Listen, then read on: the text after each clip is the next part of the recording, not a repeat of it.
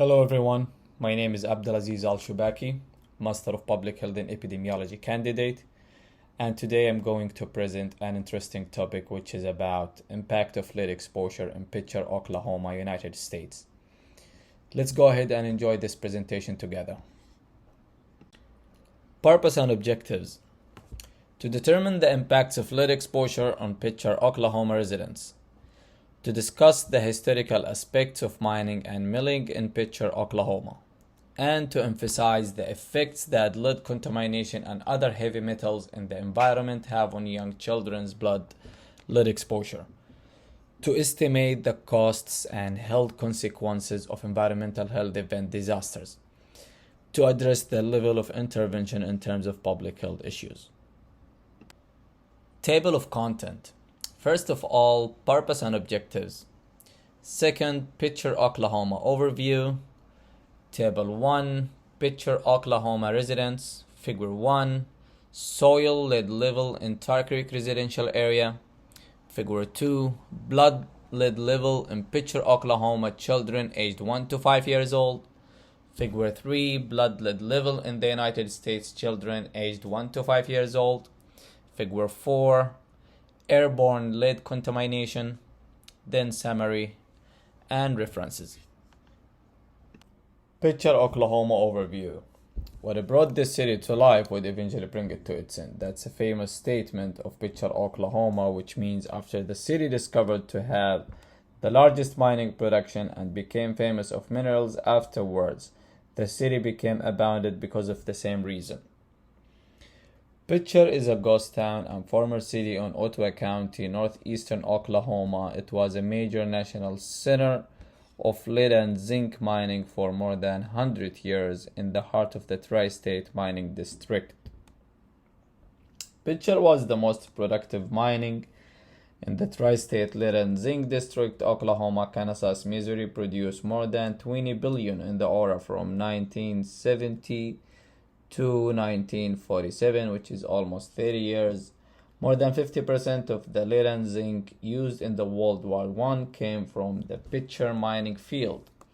The majority of Picher's town buildings were seriously damaged by decades of using unrestricted drilling and milling, which left a huge piles of toxic metal contaminated cold shot all over the area.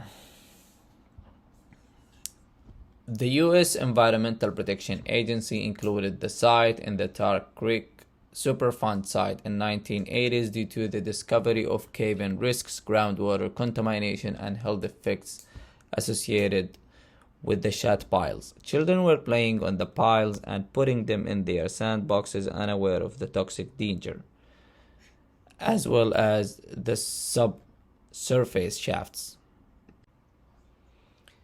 Mining activities on Picher population over the years.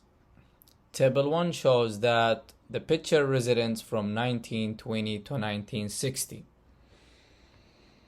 In 1918, Picher incorporated and it had population of 9,726 in 1920 and it peaked of 14,252, which is almost 70% more within just 6 years when mining and tailing was at its height.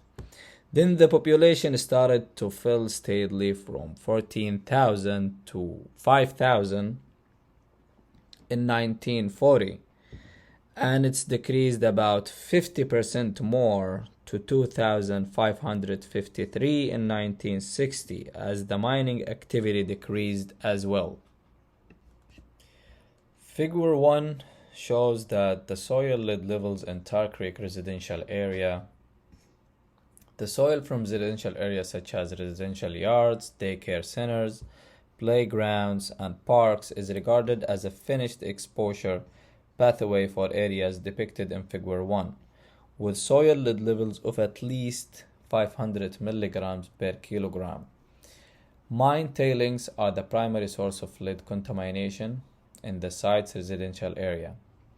The use of shot as fill and for surfacing driveways In addition to the deposition of airborne dust from tailings piles and ponds, led to the transportation of the tailings to the residential properties. Figure 2 shows that children aged 1 to 5 years old with elevated blood lead level in Picher, Oklahoma from 1995 to 2003. As we have seen here, there is sharp increases from 1995 to 1996 and then started to decrease steadily to 1997 until 2003 after implementing Oklahoma children lead poisoning prevention program. Figure 3 shows the contrast of the previous slide that was in Picher, Oklahoma, and this one blood lead level for children 1 to 5 years old in the whole United States. It peaked in 1978 with 25% increases compared to 1990. However, beginning in 1990, the blood lead level began to fall gradually with 50% less than the previous 12 years, and it has continued to fall until 2004. Concentrations of lead in the blood taken from children aged 1 to 5 years old. Lead poisoning can have long-term effects on the brain, nervous system development in children who are especially susceptible. Figure 4 shows airborne lead contamination. That the lead measured in Tesla in the early 1980s is roughly comparable to the mass flux of airborne estimated to be in Picher. We substitute the mass flux in Miami for mass flux in Shawnee Lake because both Miami and Shawnee Lake are approximately 18 kilometers south of Chat Piles. As a result, we estimated that the contribution of airborne lead to the overall leaden flux in Shawnee Lake sediment is approximately 9.75% with an increase in the mass flux of lead in the air. It is likely that airborne lead makes significantly larger contribution to aquatic environment near Chat Piles. And finally, we concluded our presentation with a quick brief summary. Studies discovered that Chat Piles and the Picher mining area in northeastern Oklahoma contain disproportionately high concentration of lead and contain less than 20% of the fine particles that are susceptible to wind-borne transport and human inhalation respectively. Airborne lead in Picher is 2 to 5 times higher than major metro area in northeastern Oklahoma. In order to address lead poisoning and other heavy metals contamination in the environment, the EPA established the Tar Creek Superfund sites in 1983 and contains to clean up Picher and other affected areas.